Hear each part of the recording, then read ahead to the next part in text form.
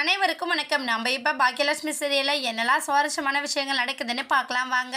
நம்ம ஜெனி வீட்டில் இருந்து செலியனுக்கு எதிராக நிறைய புகார்கள் வச்சுருக்காங்க அப்படிங்கிற விஷயத்த நம்ம கோபி வச்ச வக்கீல் வந்து நம்ம ஈஸ்வரிக்கிட்டேயும் பாக்கியாக்கிட்டேயும் செலியன்கிட்டையும் சொல்லிக்கிட்டு இருக்காங்க. அவர் சொன்ன விஷயத்தெல்லாம் கேட்டு நம்ம ஈஸ்வரி ரொம்ப அதிர்ச்சி ஆயிடுறாங்க. என்ன சார் சொல்கிறீங்க? நீங்களாம் சொல்கிறபடி எந்த தப்புமே நம்ம செலியன் பண்ண கிடையாது, ஏன்னா அவன் ரொம்ப நல்ல பையன் அப்படிங்கிற மாதிரி நம்ம ஈஸ்வரி வந்து சொல்கிறாங்க. அது மட்டும் இல்லாமல், அம்மா நீங்கள் தயவு செஞ்சு புரிஞ்சுக்கோங்க, டைவர்ஸ் வாங்கணும் அப்படிங்கிறதுக்காக இந்த விஷயத்தில் கொஞ்சம் கொஞ்சம் பொய்யை சேர்த்துறது வழக்கம்தாம்மா. அதனால் நாமளும் அவங்களுக்கு டைவர்ஸ் கொடுக்கக்கூடாதுன்னு நம்ம எடுத்தோம் அப்படின்னா, நீங்கள் ஏதாச்சும் ஜெனி மேலே கம்ப்ளைண்ட் வச்சிங்க அப்படின்னா கண்டிப்பாக நம்ம இதை பற்றி ஏதாச்சும் விசாரிக்கலாம் அப்படின்னு சொல்லிட்டு நம்ம வக்கீல் சொல்ல, உடனே ஈஸ்வரி வந்து ஆமாங்க, அந்த பொண்ணுக்கு சமைக்க கூட தெரியாது, ஒரு சுடுதண்ணி வைக்க தெரியாது, இங்கே இருக்கிறத தூக்கி அங்கே வைக்க தெரியாது, ஒரு வேலைக்கு போக தெரியல, அப்படி இப்படின்னு கண்டபடி நம்ம பாட்டி வந்து ஜெனி மேலே குறையாக சொல்லிக்கிட்டு இருக்காங்க. இதையெல்லாம் கேட்டு நம்ம பாக்கியம் ஒரு பக்கம் என்ன பண்ணாங்க, அத்தை தயவு செஞ்சு இப்படி சொல்லிக்கிட்டு இருக்காதீங்க, தேவையில்லாமல் ஜெனியை பற்றி எதுக்காக இப்படி தப்பாக சொல்கிறீங்க, ஜெனி அந்த மாதிரி எதுவும் பண்ண கிடையாது இல்லை அப்படிங்கிற மாதிரி நம்ம பாக்கியா சொல்ல, உடனே ஈஸ்வரி வந்து நீ கோவப்படுறாங்க.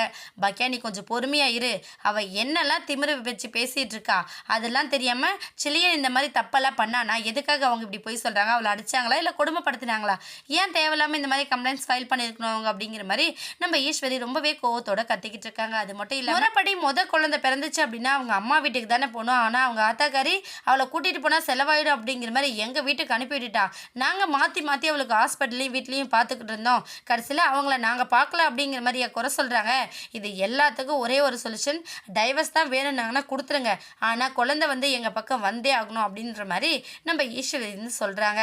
உடனே இதெல்லாம் கேட்டுட்டு இருக்கிற நம்ம செலியன் என்ன பண்ணுறேன்னா, சார் அப்படிலாம் எதுவுமே வேணாம் பாட்டி, நான் பண்ணது தப்பு, அதுக்கான தண்டனை எதுவாக இருந்தாலும் நான் ஏற்றுக்க தயாராக இருக்கேன் சார், நீங்கள் சொன்ன விஷயத்தில் ஒன்று தான் கரெக்டு, சொன்ன ஒரு விஷயம் தான் நான் தப்பு பண்ண இல்லைன்னு சொல்லலை, அதுக்காக நான் இப்போ வருத்தமும் பட்டுக்கிட்டு இருக்கேன், ஜெனிக்கிட்ட அதுக்காக மன்னிப்பு கேட்க தயாராகவும் இருக்கேன், ஆனால் மற்றபடி நான் எந்த தப்பும் பண்ணலை, ஜெனி மேலே நான் எந்த கம்ப்ளைண்ட்ஸும் ஃபைல் பண்ண கிடையாது அப்படின்னு சொல்லிட்டு நம்ம செலியன் கிளம்பி போயிடுறாரு. நம்ம வக்கீலும் கிளம்பி போயிடு. நம்ம தாத்தா என்ன பண்ணுறாங்க, ஏய் ஈஸ்வரி உன் இஷ்டத்துக்கு பேசிக்கிட்டு இருக்காத, செலியன் மேலே எல்லாருக்கும் அக்கறை தான் இருக்குது, அதுக்காக நம்ம வாய்க்கு வந்தபடி எதையாச்சும் ஒன்று சொல்லிட வேண்டியது தானே, அப்படிலாம் எதுவும் பண்ணக்கூடாது, நீ கொஞ்சம் பொறுமையாக இரு, நடக்கிறது நடக்கட்டும் அப்படின்னு சொல்லி நம்ம ஈஸ்வரி கிட்ட சொல்ல, ஈஸ்வரி கோவப்பட்டு மேலே போயிடுறாங்க.